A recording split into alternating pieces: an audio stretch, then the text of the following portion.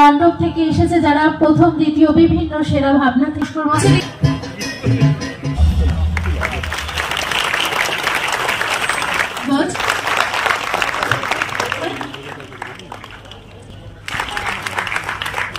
রহমান মোল্লা এখানে একটা চাঁদের বরগনা মহেশতলাশ্রী করতে হবে, কারণ এই স্মৃতির দৈর্ঘ্য তৈরি করবো যা আমাদের আগামী। শেষ করলাম, সকলকে অসংখ্য অসংখ্য ধন্যবাদ। আমরা কিন্তু দ্বিতীয় কাছে উপহারে আসি, আমাদের মন যা চায় আমরা তা পাই। ডেকে নেব অঙ্কু সর্দার মহাশয়কে, ডেকে নেব, ডেকে সারা জীবনে সত্যি এটা খুব বললো, সবার সাথে এই সুন্দর মুহূর্তটাকে আমরা ভাগ করে নিই।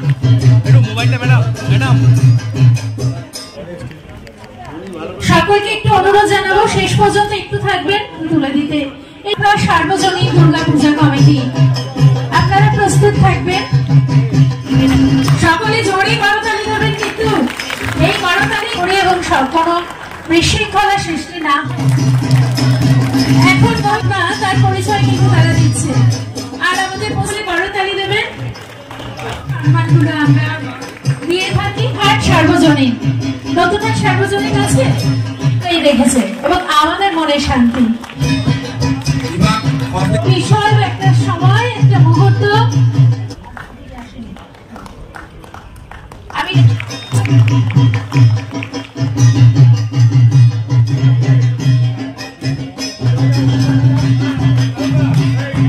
আপনারা প্রস্তুত থাকবেন। দ্বিতীয় হয়েছে সব একসাথে মিলেমিশে, সকলে আমরা মিলেমিশে এই আনন্দটাকে ভাগ করে। বাটানগর নিউল্যান্ড শিক্ষিত হয়ে ওর আগামী ভবিষ্যৎ আরো সুন্দর হয়ে উঠুক, উজ্জ্বল নক্ষত্রের মতো ও ঝকঝক করে উঠুক। আগামী আরো অনেক অনেক পথ ওর বাকি। বিধায়ক আব্দুল খালেক মোল্লা মহাশয়। এরপর নম্বর 6, এরপর তৈরি থাকবে উচ্চ মাধ্যমিকে প্রথম কৃতি ছাত্ররা যারা পুরস্কার পাচ্ছে, ওরা আবার তোমরা সম্মানিত হবে। আবার তোমরা মঞ্চের জোরে করতালি। এবং এটা থাকবে, এটা আগামী দিনেও থাকবে, কারণ এটাই আমাদের সব থেকে বড় সংস্কৃতি।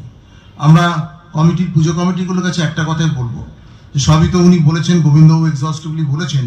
আমরা বলবো যে আপনারা নিয়ম কানুন ডিসিপ্লিন মানবেন, কারণ আমাদের স্যাটিসফ্যাকশন কি জানেন, যে আমরা তো সারা বছর তো পুলিশ তো ডিউটি করে, সবাই আমরা জানি। আবার পুজোতেও আমরা করবো, ডেফিনেটলি আমরা থাকবো, খুব ভালোভাবে, খুব ইলাবোরেট অ্যারেঞ্জমেন্ট হবে, এক্সহস্টিভ অ্যারেঞ্জমেন্ট হবে। কিন্তু এটাই আমাদের স্যাটিসফ্যাকশন যখন রাত্রিবেলা আমরা দেখি যে সবাই প্রতিমা দর্শন করে ভালোভাবে বাড়ি ফিরছে। এটাই আমাদের সব থেকে বড় স্যাটিসফ্যাকশন।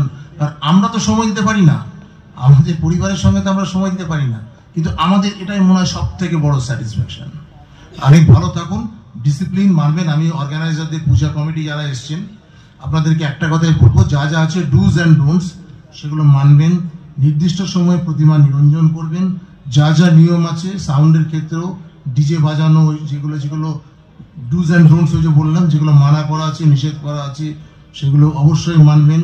আজকে আমাদের এই যে বার্ষিক পুরস্কার বিতরণী উৎসব অনুষ্ঠানে এখানে উপস্থিত বিশিষ্টজনেরা রয়েছেন।